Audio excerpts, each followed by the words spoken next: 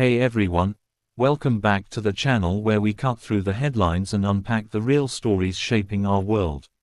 Today, we're zooming in on a development that's flying a bit under the radar but could have massive ripple effects across the Atlantic and beyond. According to two senior U.S. officials speaking to Reuters, U.S. Secretary of State Marco Rubio is planning to skip next week's NATO foreign ministers meeting in Brussels. Yeah, you heard that right. The top American diplomat, potentially absent from one of the alliance's key gatherings, and this isn't just any meeting. It's happening at a razor-edge moment in the US-led peace talks over Ukraine. So, let's dive in, because if you're wondering why this matters, stick with me. By the end, you'll see how one skid trip could signal deeper cracks in the Western alliance. First off, let's set the scene. NATO's foreign ministers convene in Brussels on December 3 for what's typically one of just two major formal huddles each year. These aren't casual coffee chats, they're where the heavy hitters hash out strategy, coordinate on threats like Russia's ongoing invasion of Ukraine, and reaffirm that whole Article 5 collective defense vibe that's kept the peace for decades. The U.S. Secretary of State showing up. It's practically a given. Think of it as the diplomatic equivalent of the team captains suiting up for the playoffs. Past secretaries, from Blinken to Pompeo and beyond, have made it a point to be there, rain or shine, because missing it sends a message louder than any prepared speech. And Rubio, as Trump's hand-picked hawk on foreign policy, a guy who's been all over the map from hawkish stances on China to vocal support for Ukraine aid during his Senate days, his potential no-show is raising more than a few eyebrows in European capitals. But timing is everything here, and oh boy, is this timing explosive. Just last weekend, Rubio was in Geneva, rubbing shoulders with Ukrainian officials and European counterparts, hammering out details on President Trump's ambitious, some say controversial, plan to end the war in Ukraine. Remember, Trump swept back into the White House vowing to wrap this conflict up in 24 hours, but reality, as always, is messier. What we've got now is a refined 28-point framework that's been narrowed down after weeks of back and forth. On one side, the US is pushing for Ukraine to make tough concessions, ceding some territory along the current front lines, capping military spending to avoid an arms race on Europe's doorstep, and putting NATO membership ambitions on the back burner indefinitely.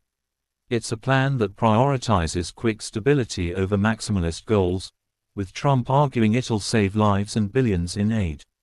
Zelensky and his team, they're not thrilled. They've floated counter-proposals for a beefier Ukrainian military and negotiations starting from a more favorable baseline, but sources say the gaps are closing, albeit slowly.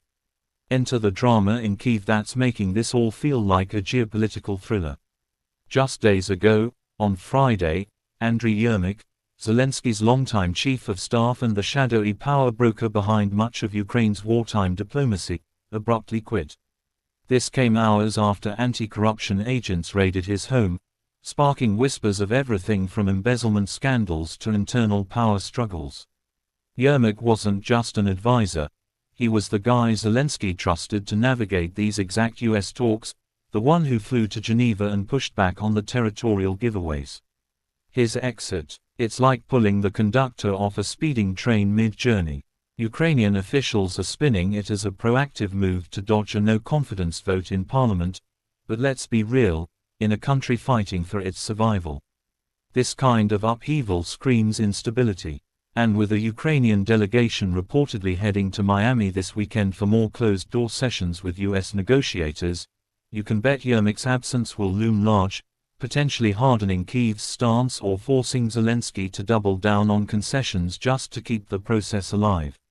So, why is Rubio sitting this one out? The State Department isn't saying much.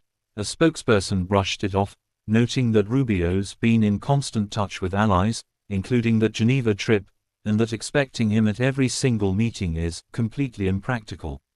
Fair enough, the guy's calendar is no doubt jammed with Trump's America First priorities, from trade spats with China to Middle East arm twisting. Deputy Secretary Christopher Landau, a solid career diplomat, will step in for the U.S., which a NATO official called par for the course. Ministers skip sometimes, after all. But here's where it gets juicy. Multiple European diplomats are already griping that they're being frozen out of these peace talks. The US and Ukraine are hashing out the big stuff bilaterally, with Europeans getting breadcrumbs via side conversations. Rubio's absence. It amplifies that vibe, like Washington's saying, "We've got this. Don't worry your pretty heads."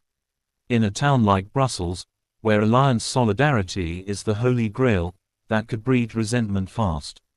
Remember Trump's first term, the NATO summits where he blasted allies for freeloading on defense spending. This feels like déjà vu, but with Ukraine's fate hanging in the balance. Let's zoom out and talk implications, because this isn't just Beltway gossip. For Ukraine, a snub NATO meeting means less face time to rally fresh aid packages or ironclad security guarantees. With winter biting down on the front lines and Russian drones buzzing overhead, Kyiv needs every ounce of Western resolve. If Rubio's no-show hints at US fatigue, or worse, a pivot toward a deal that sells out Ukrainian sovereignty for a quick win, it could embolden Putin, who's already testing borders in the Baltics with hybrid tactics. Zelensky faces a deadline of sorts. Trump has hinted at a Thursday cutoff for buy-in on the plan, and without Yermak's steady hand, that pressure cooker is about to boil over. On the European side, picture France and Germany fuming in the corridors.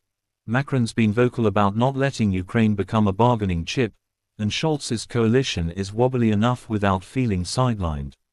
A fractured NATO, that's music to Moscow's ears, potentially inviting more adventurism from hybrid threats to cyber ops. And don't get me started on the domestic angle in DC. Rubio's a rising star in Trump's orbit, but skipping this could fuel Senate Democrats' attacks that the administration's diplomacy is all flash, no substance. Meanwhile, hawks like Lindsey Graham might cheer the focus on a swift peace, seeing it as cutting through Biden-era dithering.